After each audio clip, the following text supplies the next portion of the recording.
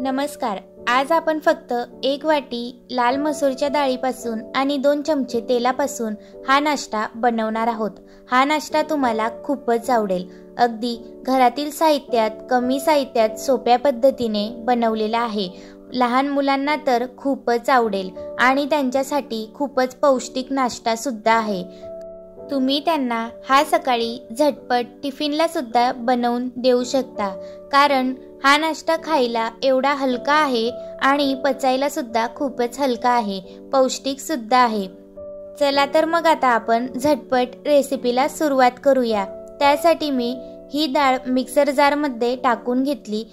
त्यानंतर आपल्याला ही डाळ अगदी बारीक अशी दळून घ्यायची आहे।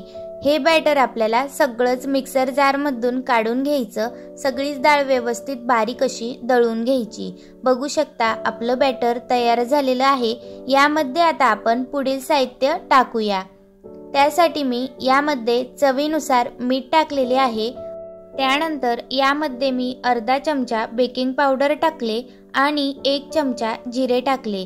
त्यानंतर हे सगळं आपल्याला एकजीव करून घ्यायचे आहे। आता आपण हे स्टीम करणार आहोत। जर तुमच्याकडे स्टीमर असेल तर तुम्ही त्यामध्ये सुद्धा स्टीम करू शकता। जर तुमच्याकडे स्टीमर नसेल तर अशा पद्धतीने ताटाला तेल लावून आपल्याला ग्रीस करून घ्यायचे आहे।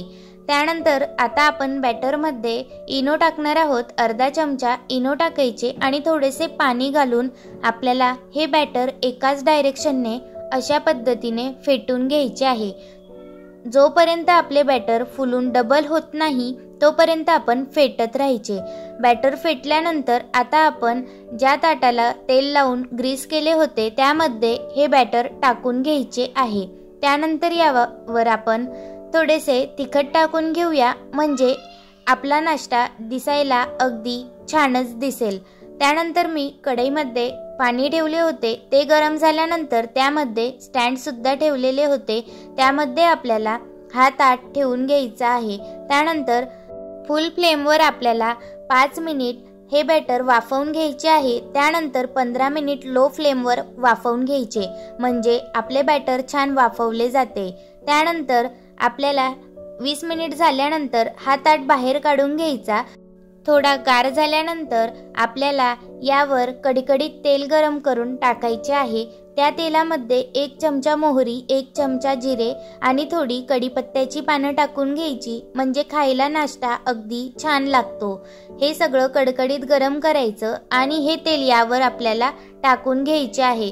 त्यानंतर चाकूच्या साहाय्याने आपल्याला पाहिजे तसे याचे पीसेस कट करून घ्यायचे आहेत। जर तुम्हाला ढोकळ्यासारखे कट करायचे तर तुम्ही त्या पद्धतीने कट करून घ्यायचे, किंवा मग जर तुम्हाला अशा पद्धतीने कट करायचे असेल तर अशा पद्धतीने कट करून घ्यायचे। बघू शकता ताटाला जराही न चिपकता आपला नाश्ता सहजच निघालेला आहे। अगदी छान फुललेला सुद्धा आहे आणि खूप छान जाळीदार सुद्धा झालेला आहे।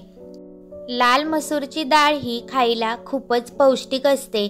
आपण त्याची भाजी सुद्धा बनवतो आणि अशा पद्धतीने जर तुम्ही ही नाश्त्यासाठी रेसिपी बनवली तर खूपच पौष्टिक होईल। लहान मुलांना तुम्ही सकाळी झटपट टिफिनला सुद्धा देऊ शकतात।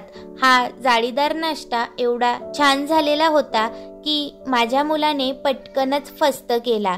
त्याला तर खूपच आवडला।